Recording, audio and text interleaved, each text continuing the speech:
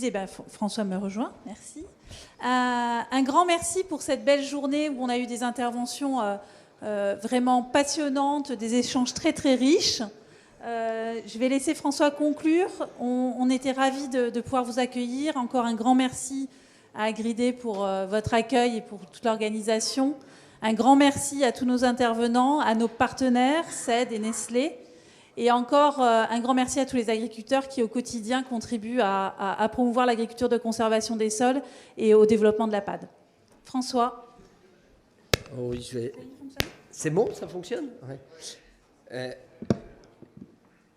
Alors on dit toujours que le président il doit conclure la journée. Alors conclure une journée comme ça, c'est toujours difficile. Ça a été, il me semble, pour tous, pour nous en tout cas, ceux qui l'ont organisé, une journée très riche, très passionnante dans l'organisation, mais aussi, il m'a semblé passionnant dans les échanges qu'on a pu avoir ensemble. On a démarré forcément avec une vision très très large de la part de M. Orsonnat, mais je voulais retenir dans les différentes interventions quelques des éléments qui me paraissent importants. Éric a souligné à la fois le lien qu'il y avait dans tout, vous vous rappelez, c'est ce qu'il a dit, le lien et la complexité. Et je crois que ce qui définit le métier d'agriculteur, l'acte de production, c'est le lien entre tous les éléments et la complexité qu'on vit tous les jours. Et je pense que c'est ça qui est le cœur de notre action. Il a parlé également, ou c'est quelqu'un d'autre qui a parlé de la compétence. Je crois que c'est Marc qui a parlé de la recherche de compétences, d'aller chercher des informations, de comprendre les choses. Eh bien, cette compétence, elle est en lien avec toute cette complexité de l'action qu'on doit mener autour de notre acte de production. On a cherché aujourd'hui, avec le thème de la journée, à intéresser des entreprises. Il y avait plus de 25 entreprises, soit présentes aujourd'hui, soit en distanciel, pour écouter, essayer de comprendre. Je voudrais rappeler pour elles que l'agriculture de conservation des sols, si elle porte la capacité de répondre aux enjeux carbone, qu'on a situés à la fin, mais qui auraient pu également être au milieu, c'est bien dans l'idée que le carbone et la matière organique, et je vais reprendre le mot qui a été dit, l'humus, est au cœur de la transition agroécologique que l'on porte grâce à l'agriculture de conservation des sols. Ce carbone n'est pas, comme disait un chercheur, je me rappelle de Genève, il me semble, c'est pas mettre des pneus dans le sol. Nous, agriculteurs, on ne veut pas mettre des pneus dans le sol, on ne veut pas mettre du plastique, on veut mettre de la vie.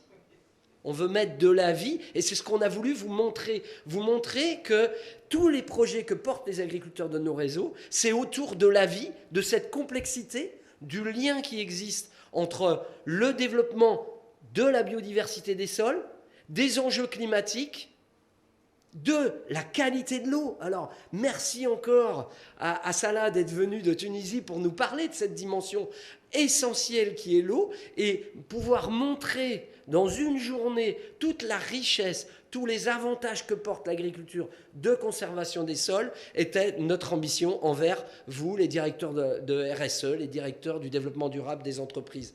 Alors, on n'aura pas répondu forcément à toutes les questions.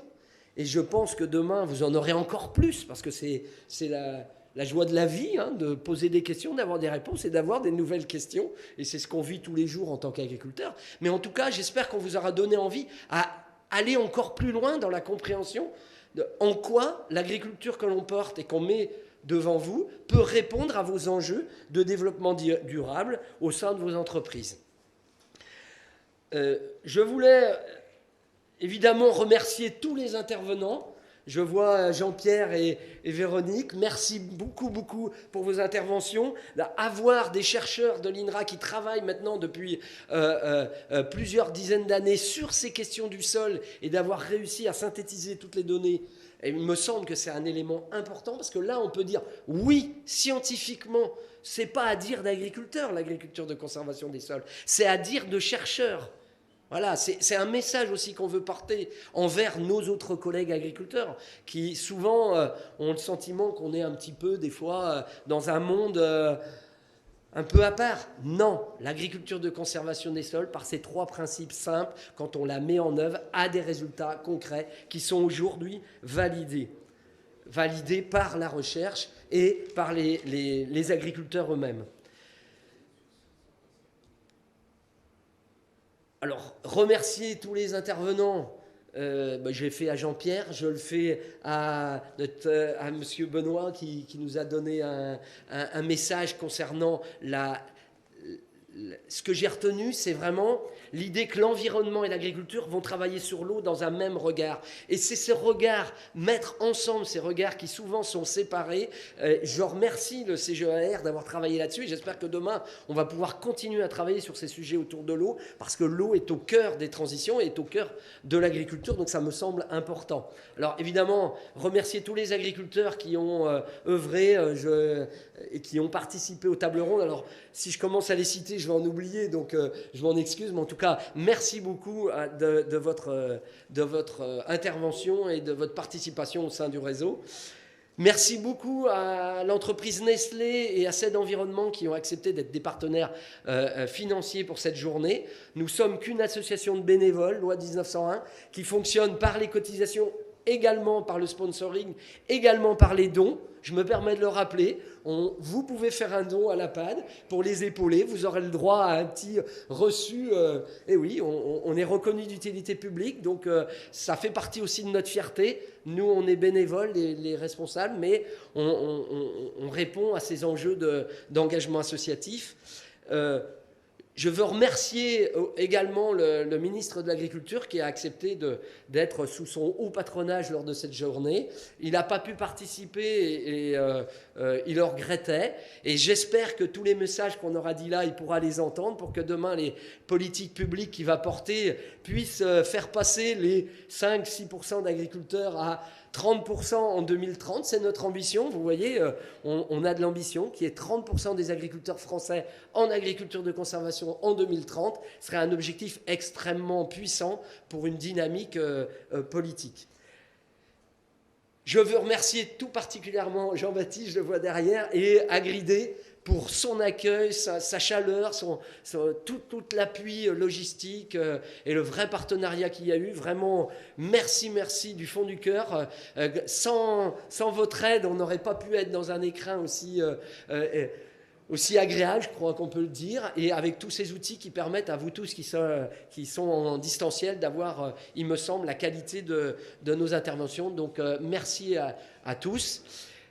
Je vous donne rendez-vous à toutes les entreprises qui sont ici au salon de l'agriculture. L'APAD, l'année prochaine, sera au salon de l'agriculture pour pouvoir vous accueillir, continuer à expliquer, dialoguer avec vous, les entreprises qui cherchent à la fois à mieux comprendre et à nous épauler, et également pouvoir discuter avec l'ensemble des agriculteurs qui viendront, mais aussi du grand public. Donc je donne rendez-vous à tout le monde au salon de l'agriculture fin février. On sera là présent pour répondre à toutes ces questions.